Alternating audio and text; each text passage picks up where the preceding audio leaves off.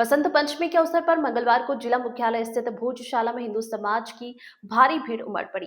विभिन्न संगठनों से जुड़े श्रद्धालुओं ने हवन कुंड में आहुतियां देकर मां सरस्वती स्वरूप चित्र की विधिवत पूजा अर्चना की और अखंड पूजा की मांग उठाई। हर मंगलवार को आंदोलन के रूप में होने वाले आयोजन की तुलना में इस बार श्रद्धालुओं की संख्या कहीं अधिक रही, जिसने सभी को आश्चर्यचकित कर दिया।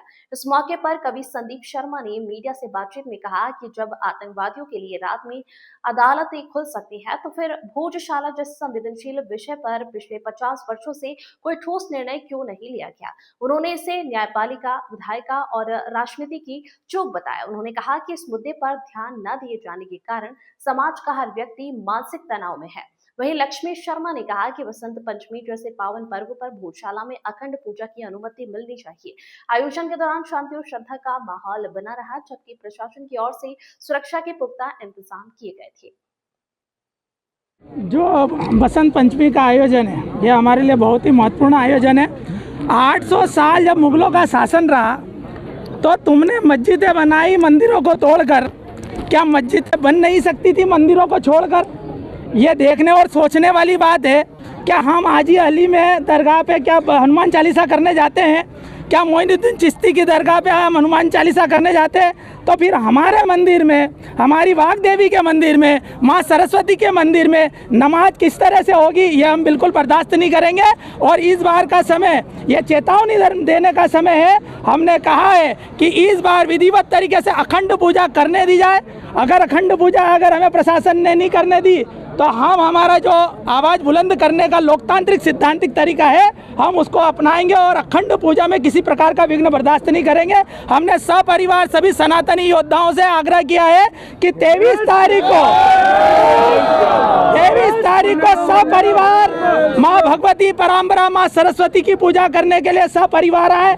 आज ही नहीं, हम तो भोजशाला में दर्शन करने हमेशा आते ही रहते हैं। आज भी आए हैं और आगे भी आएंगे। 23 तारीख को भी दर्शन करने के लिए आएंगे और माँ वागदेवी के दर्शन करके आज हम सब लोग, और जैसा कि उत्साह हम देख रहे हैं, और सबके साथ हमने भी दर्शन किया है। क्या दोपहर में होने वाली जो शोभा यात्रा है, धर्म सभा है और जो महाआरती है, क्या उसमें शामिल होंगे?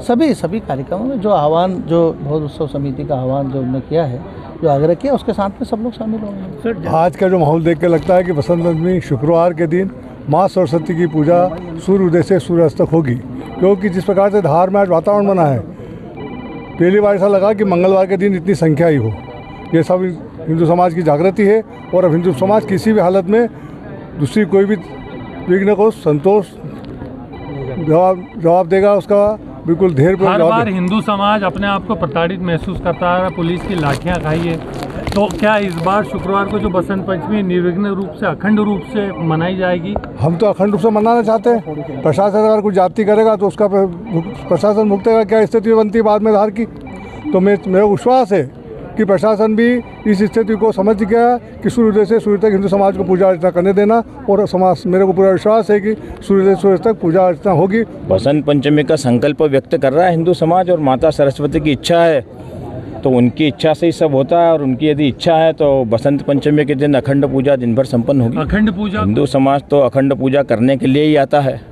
आगे तो शासन प्रशासन को तय करना है कि वो उनका रवैया क्या रखेंगे, और बाकी माता वागदेवी की इच्छा होगी तो अखंड पूजा अवश्य संपन्न होगी। अभी से उसके बारे में क्या बोला जा सकता है, हम तो करेंगे। बाकी तो जाने संत महात्माओं के नेतृत्व में इस बार मार्गदर्शन में, उनके आशीर्वाद से सब कार्यक्रम होने वाला है। देखिए, इस पूरे मुद्दे पे मेरा ये कहना है कि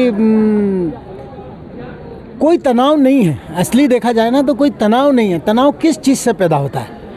जीवन में भी तनाव किस चीज़ से पैदा होता है? तनाव भ्रम से पैदा होता है। तो तनाव से ज़्यादा भ्रम है।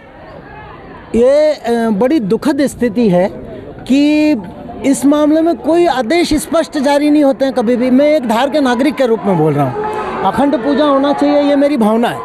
एक हिंदू के रूप में मेरी भावना है कि अखंड पूजा होना चाहिए।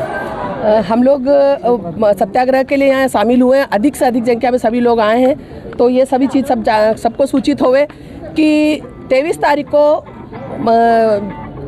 को शुक्रवार के दिन सभी लोग ज़्यादा से ज़्यादा संख्या में यहाँ पधारे। मेरा आह्वान कर रही हूँ मैं सभी लोगों से, सराफे की तरफ से आह्वान कर रही हूँ कि सभी लोग ज़्यादा से ज़्यादा संख्या में पधारे और अखंड पूजा हो, दिन भर अखंड पूजा हो, अखंड हवन हो।